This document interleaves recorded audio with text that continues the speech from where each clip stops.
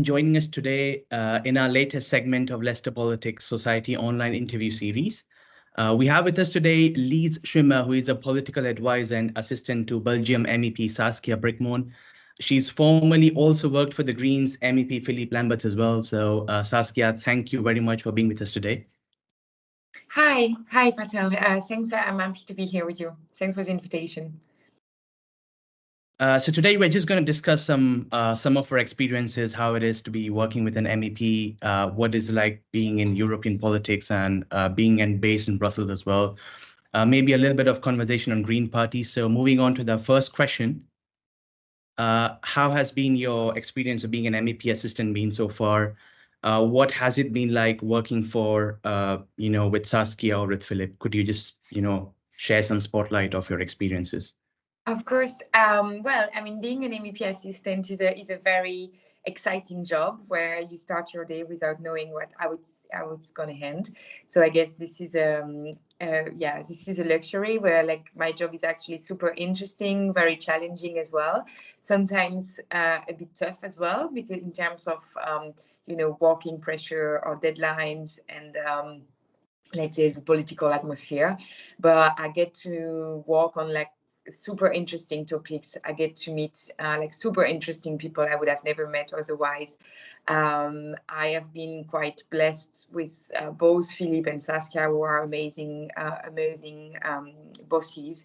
It's super, let's say, nice to be accompanying someone like Saskia around the road of politics and trying to get our voice heard and to make a change for people in Europe, especially in the fields where we are working.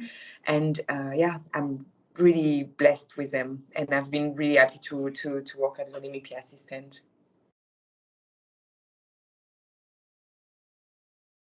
Could you share a little bit like how your day goes by working as an MEP? Like what sort of work does it involve? Of course. So I'm in charge, like with Saskia, I'm in charge of a committee. And this committee is a Libe committee, which includes the issues of like migration, security and home affairs, rule of law and fundamental rights.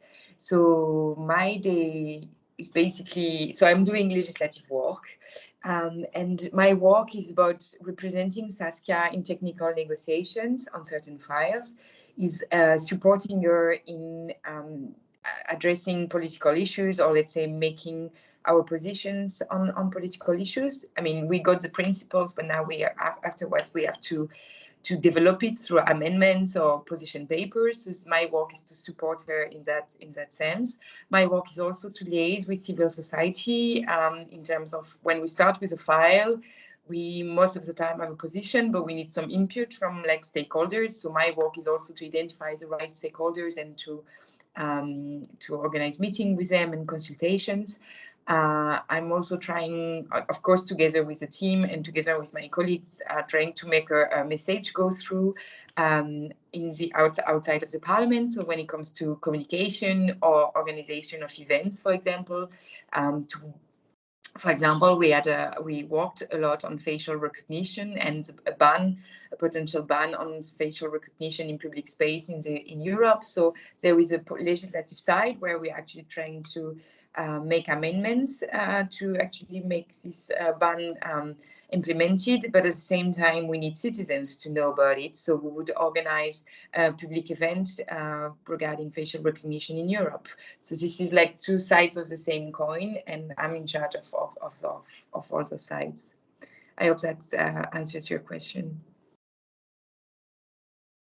Do you have any sort of tips or some sort of advice, suggestions for students who are looking to work as an assistant or an advisor to an MEP or any other MP? Like what would you suggest you could have done differently so far?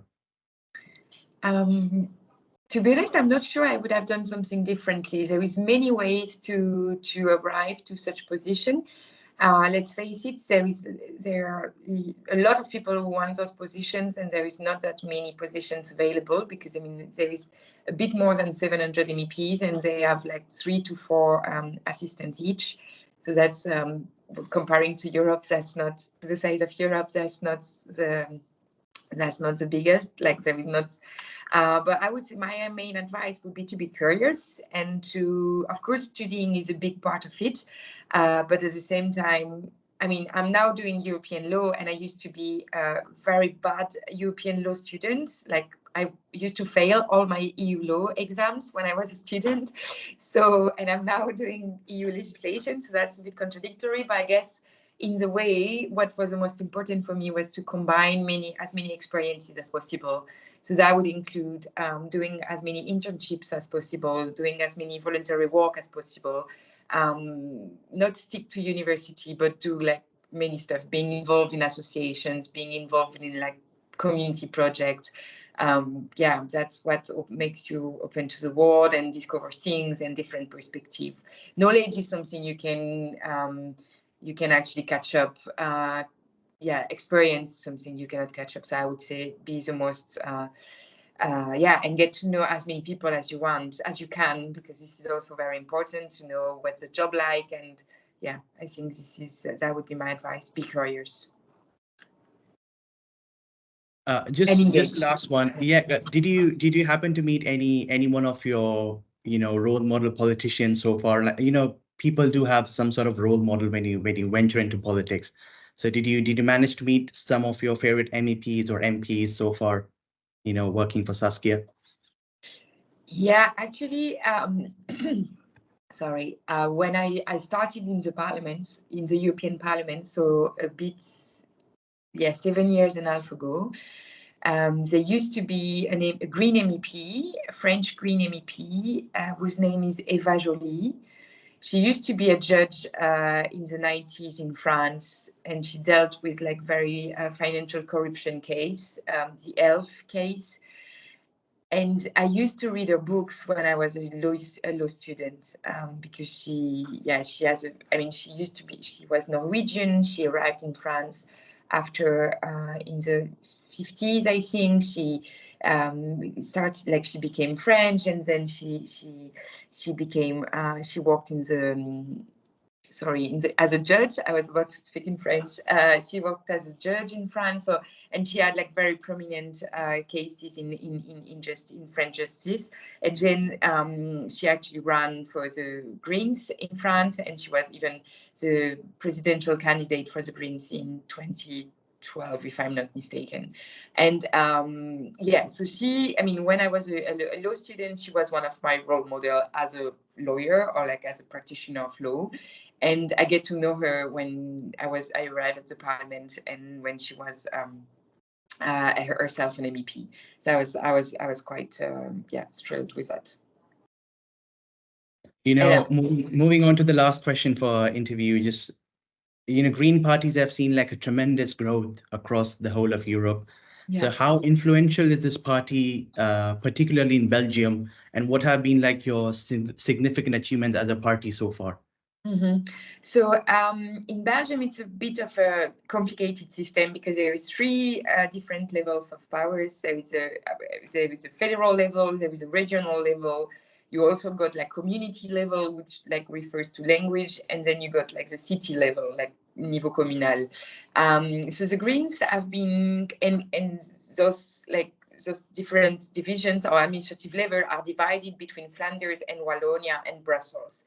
So there you got, for example, different government in Flanders and in Wallonia and in Brussels, and then you got a federal government. And so the Greens, both from Flanders and Brussels, Wallonia, so the French-speaking Greens, are involved in at federal level, at Brussels level, and at Wallonia level. So last elections indeed were quite successful for the Greens in Belgium.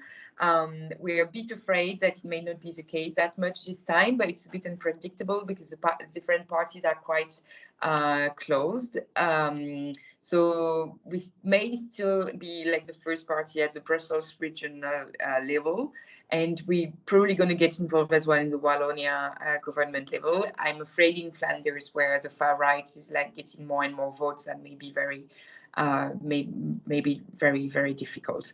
In terms of like the let's say the achievements at Belgium level, with the Greens being in government, maybe an example I would like to give is like all action about violence against women, because we have like the Secretary of State when it comes to equality, and so equality includes violence against women, and there has been tremendous work done in that regard, especially with like the opening of like new specialized services within police forces, new specialized services for people to report crime against them, like sexual abuse or physical abuse, and this is, I think, a tremendous change, and maybe something that when we think about the Greens, we mainly think about climate and environment, which is like super important, but we are also like the defenders of justice and equality, and that would include justice for sexual abuse survivors and domestic violence. Thank you very much for taking out some of the time, and then I'm pretty sure the viewers will gain a lot from your shared experiences as well. So thank you so much for giving out some time, and thank you for turning up again. Thank you, Zaid. Thanks a lot for your work.